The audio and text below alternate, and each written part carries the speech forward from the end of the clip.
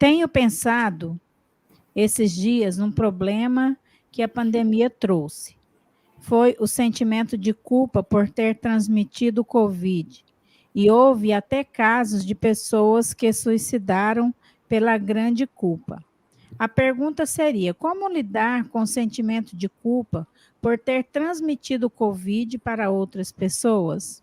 A primeira observação que a gente tem que fazer é que ninguém tem garantia se foi ele o vetor da transmissão. Porque outros podem ter sido o transmissor da doença. Nós temos várias situações, não são poucas, de pessoas que dentro de uma família, alguns pegaram e outros não pegaram. Olha como é que pode. Então, nós temos uma família, pai, mãe e 2 filhas. Todo mundo pegou na casa, uma filha não pegou. Ué, não pegou? Não, não pegou. Então, isso significa dizer que, muitas vezes, a convivência no lar não determinou que alguém pegasse a doença. Meu caso particular, Sâmia pegou a doença. Sâmia pegou, mas eu e Daniel, nosso filho, que estávamos juntos na mesma casa, não fomos infectados. Só ela. Ela ficou isolada, se tratou, ficou bem. Então, se dentro de uma residência a família inteira se contamina, eu não posso determinar assim. Fui eu que peguei. Fui eu que transmiti. Essa pessoa pode ter tomado de outra situação. Porque o que pode ter acontecido? Eu posso ter mais de um vetor em uma casa, então. Eu posso ter alguém pegou e outra pessoa da casa pegou de outro lugar, pegou no supermercado, pegou no ambiente, pegou no ônibus, pegou no trabalho, sei lá, no entregador que veio trazer comida, alguma coisa, não foi de mim. Então, o primeiro elemento que a gente tem que considerar é: eu posso não ter sido o vetor. Essa é a primeira coisa. Pode ter sido outro. E o segundo ponto a ser observado, que é mais importante do que o primeiro, é que a desencarnação não é uma obra do acaso.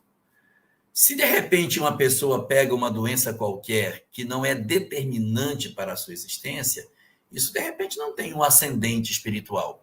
Eu fui no meu trabalho, peguei uma conjuntivite. Nossa! Você pegou conjuntivite? Conjuntivite do passado. Não. Uma conjuntivite, fiquei uns dias com meus olhos ardendo, vermelho, comprou o colírio, passou, ficou bom. Aquilo não determina uma história para o futuro. Essa doença não alterou o curso da existência, portanto, ela não é significativa. Mas se alguém tem um acidente, se alguém experimenta uma doença, ou algo que seja, e altera o curso da existência e deixa essa pessoa com graves sequelas, ou, de repente, leva esta pessoa a óbito, isso não pode ser obra do acaso. Então, nós não podemos dizer assim: eu fui o culpado de trazer. Se não fosse eu, fulano não teria desencarnado. A gente não pode fazer esse raciocínio, porque existem inúmeras formas das pessoas se contaminarem. Mas a minha mãe não saía de casa, só eu que saía, então fui eu que trouxe. Tem tanto caso de pessoas que não saíam de casa que se contaminaram. Tantos casos de pessoas que fizeram todos os cuidados, mas a doença os atingiu. Outros até se expuseram e acabaram até nem se contaminando, mas houve gente que se preservou o máximo. Moravam sozinhos, fizeram tudo certinho, mas ainda assim acabaram se contaminando por algum motivo qualquer.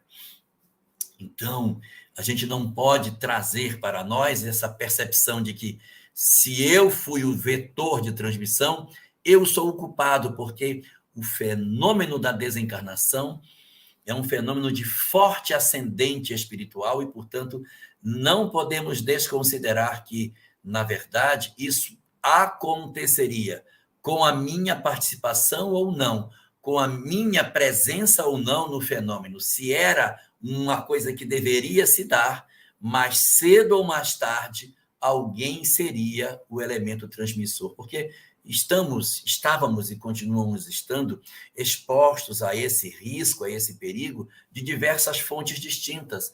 Então, não dá para carregar esse peso, ainda mais considerando que a desencarnação não determina o fim da vida. e que os nossos amores, os nossos amigos, os nossos amados, os nossos entes queridos vivem e aguardam o momento certo para o nosso reencontro, porque uma das mais extraordinárias notícias que a doutrina espírita nos traz é que somos almas imortais a caminho da felicidade e que o encontro com os nossos entes queridos já está marcado. Nós nos reencontraremos em momentos muito mais felizes para nos reencontrarmos e vivermos a plenitude da felicidade ao lado daqueles a quem amamos. A morte física não representa o fim de nada.